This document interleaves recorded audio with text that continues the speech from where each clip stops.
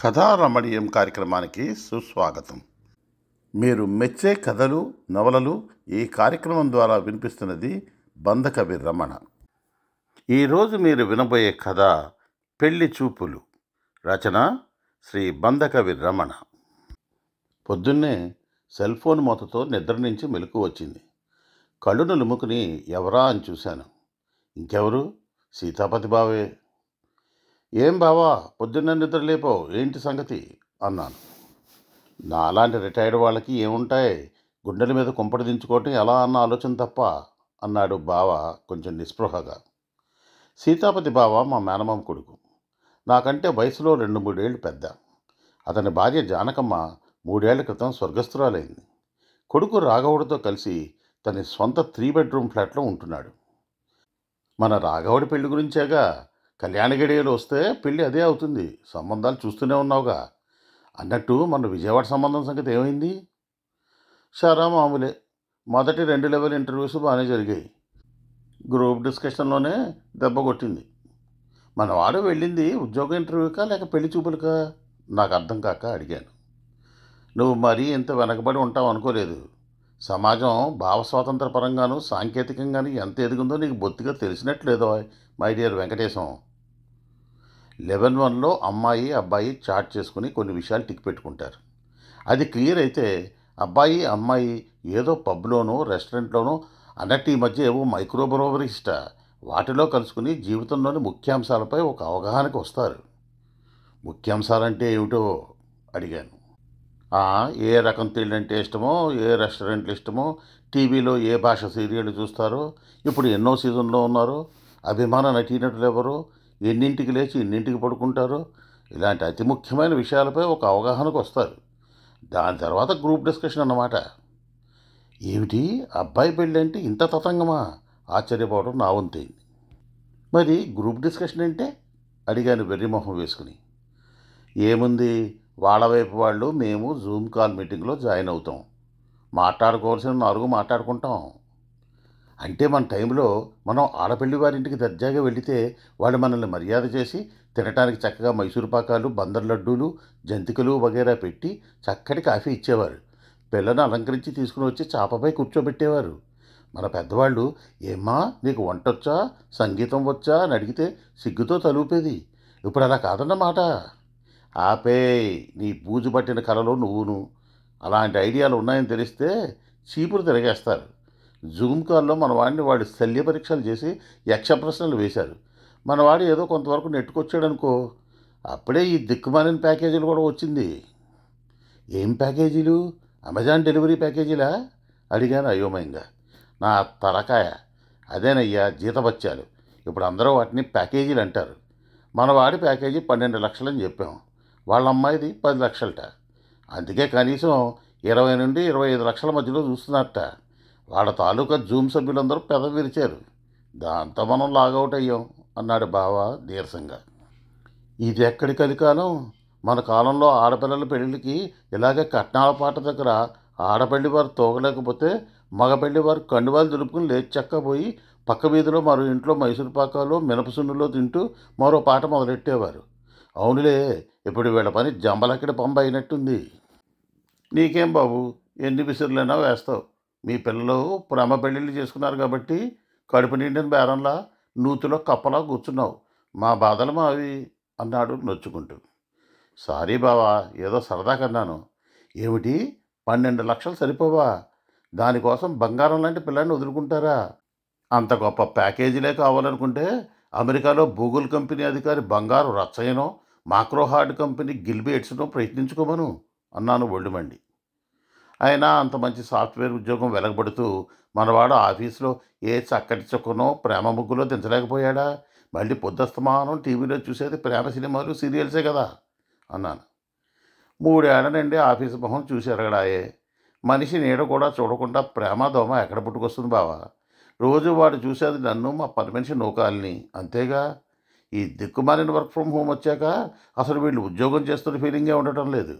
అసలు వేళలో సగం మందికి ఉద్యోగాలు ఊడినా ఎవరికీ తెలియదు కూడాను. ల్యాప్టాప్ పట్టుకుని కూర్చుంటే ఉద్యోగమే చేస్తున్నారో వీడియో గేమ్లు ఆడుకుంటున్నారో ఎవరికి తెలుసు అన్నాడు అక్కసుగా. అవును మరిచాను. 15 రోజుల క్రితం వైజాగ్ సంబంధం ఒకటి నలుగుతోందన్నావు ఏమైంది? అది కూడా జీడీలో తన్నింది. పెళ్ళయ్యాక అమ్మాయి, అబ్బాయి ఎక్కడుంటారు అని పిల్ల తల్లి సాగదీస్తూ అడిగింది. ఎక్కడో ఎందుకు మా ఇంట్లోనే ఉంటారని చెప్పా. మీది ఫ్లాటా, ఇండిపెండెంటా అని అడిగితే 3 బెడ్రూమ్ ఫ్లాట్ అని గర్వంగా చెప్పాను. ఆవిడ మొహం అదోలా పెడుతూ విల్లా తీసుకుంటే బాగుంటుంది కదా అన్నయ్య గారు. పిల్లలు పైనుంటే మీరు కింద ఉండొచ్చు. మా అమ్మాయి రోజుకి 2 గంటలు పొట్టి బట్టలు వేసుకుని జిమ్ చేస్తుంది. విల్లా అయితే అమ్మాయికి కొంచెం ప్రైవసీ అది ఉంటుంది. అసలే ఆడదక్షత లేని ఇల్లు అని విషయం చెప్పింది.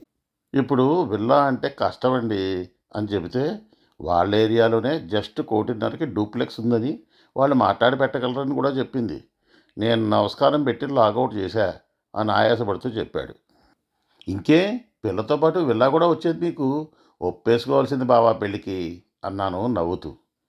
అప్పుడు నా పెళ్ళి అయ్యేది ఏంటి ఒప్పుకునేది? రూ. 3 కోడి పిల్లకి జ్వరం వస్తే ఎవడో రూ. 10 పంది పిల్లని దిష్టి తీసేట. అలాగే ఉంది నువ్వు చెప్పేది. ఏదో గుర్తుకొచ్చిన పాత సామెత చెప్పి అడ్జస్ట్ అవ్వు అన్నాడు. ఏంటో బావా నువ్వు చెప్పింది వింటే నాకు అర్జెంటుగా ఈ కాలం ఆడపిల్లలా పుట్టేసి పెళ్లి కొడుకుల పీచ మనసాలని ఉంది అన్నాను ఉత్సాహంగా. నువ్వు కూడా ఎందుకు ఉన్నవాళ్ళు చాలరా అన్నట్టు రేపు హైదరాబాద్ వాళ్ళతో జీడీ ఉంది. ఈసారి నువ్వు కూడా లాగిన్ అవ్వాలి. ఓ తప్పకుండా. అంటే లెవెల్ 1 అండ్ లెవెల్ 2 గండాలు గడిచాయన్నమాట. ఏదో గణపతి దేవాలను ఇంతవరకు నెట్టుకొచ్చాడు.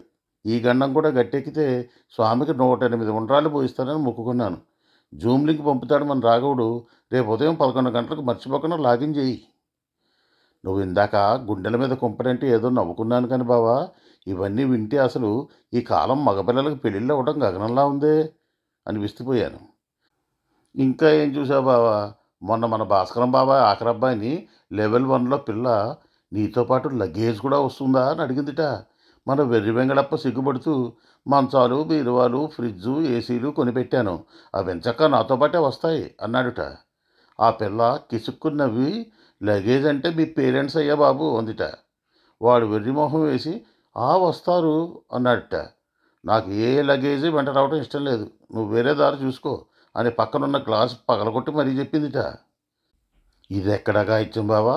అంటే లగేజ్ని ఓల్డేజ్ హోమ్కి పార్సల్ చేయాలన్నమాట. లోకం అలా ఉంది. అన్ని ఇంటర్వ్యూస్ అయ్యి పెళ్లి కుదిరి ఆ 3 ముళ్ళు పడేదాకా ఏ గ్యారంటీ లేదు బావా. అవునా అని అయోమయంలో పడ్డాను. మన వీధి చివరి ప్రసాదరావు గారి అబ్బాయి విషయం నీకు తెలియదు కాబోలు. అంటే అమెరికాలో పెద్ద సాఫ్ట్వేర్ ఉద్యోగం చేస్తున్నాడు అతగాడేనా? చూడటానికి బాగుంటాడు కూడా. అవును అతడే. చక్కటి సంబంధం దొరికింది. అన్ని ఇంటర్వ్యూలు అయిపోయి నిశ్చయితాంబూలాలకు ముహూర్తం పెట్టుకున్నారు. ప్రసాదరావు బంధువులందరికీ పులారెడ్డి స్వీట్స్ కూడా పంచిపెట్టాడు. ఇంతలో అమ్మాయికి ఏ అనుమానం వచ్చిందో ఏమో, పిల్లాడితో స్పెషల్ ఇంటర్వ్యూ కావాలంది. జూమ్ కాల్లో ఒక అరగంట మాట్లాడుకున్నారు. ఏమైందో తెలియదు. ఆ మర్నాటికి సంబంధం వద్దనుకున్నారు. ప్రసాదరావు పోయి అడిగితే అసలు విషయం చెప్పారు. పిల్లాడి హెయిర్ లైను కొంచెం వెనక్గా ఉంది, ఇంకో 3-4 ఏళ్లలో బట్టతలు వచ్చే అవకాశం ఉందని ఆ పిల్ల సంబంధం వద్దందిట. ప్రసాదరావు ఊళ్ళో మొహం చూపించలేక 4 రోజులుగా తీర్థయాత్ర చేస్తున్నట్టు తెలిసింది. అమ్మ బాబోయ్, నా తల బొప్పి కట్టింది. ఇక మన రాఘవుడికి ఏం రాసి పెట్టిందో. రేపు లాగిన్ అవుతాలే.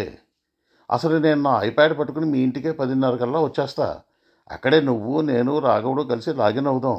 ఇక ఫోన్ పెట్టేస్తున్నా అని ఫోన్ పెట్టేసి ఒక 5 నిమిషాలు ప్రాణాయామం చేశాను. ఆ మర్నాడు సరిగ్గా 1:10:30 అయ్యేసరికి సీతాపతి బావ ఇంటికి చేరాను. బావ చేసి ఇచ్చిన టీ తాగి వినాయకుడికి ఉండ్రాళ్ళ సంగతి గుర్తు చేసి సరిగ్గా 11 గంటలకు వాళ్ళిద్దరూ వాళ్ళ ల్యాప్టాప్లోనూ నేను నా ఐప్యాడ్లోనూ లాగిన్ చేశాం. జూమ్ విండోలో 4-5 తెలియని ముఖాలు కనిపించాయి. పరిచయ కార్యక్రమాలు అయ్యాయి. పెళ్లి కూతురు తల్లిదండ్రులు మర్యాదస్తులనే కనిపించారు. ఇంతలో పెళ్లి కూతురు వచ్చి కూర్చుని అందరికీ నవ్వుతూ నమస్కరించింది. చక్కటి పలువరుస, పచ్చగా గుమ్మడి పువ్వులా ఉండి గూగుల్ కంపెనీలో పనిచేస్తానని చెప్పింది. తనకిష్టమైనవి ఏమిటో, నచ్చడం ఏమిటో మంచి క్లారిటీతో చెప్పింది.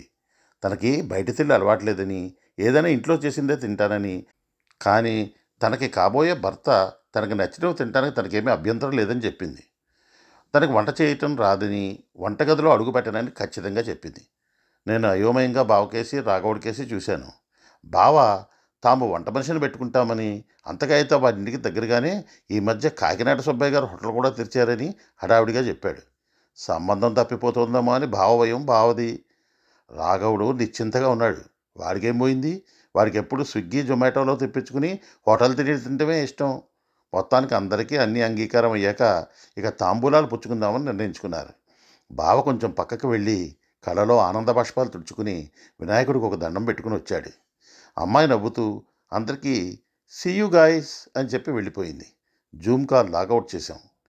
నేను ఆనందం పట్టలేక మన రాఘవుడు పెళ్లి కొడుకాయనే అని అరిచి 2 గెంతులు వేసి బావను కౌగిలించుకుని ఇక పప్పన్నమే తరువాయి, మంచి రోజు చూసి కందిపప్పు గట్ట పురమాయించు బావా అన్నాను. చెప్పొద్దు, రాఘవుడి బొగ్గ మీద సిగ్గు మొగలేసింది. విన్నారు కదా, శ్రీ బంధకవి రమణ రచించిన పెళ్లి చూపులు అనే కథ. మరొక మంచి కథతో మీ ముందుకు త్వరలోనే వస్తుంది కథా రమణీయం.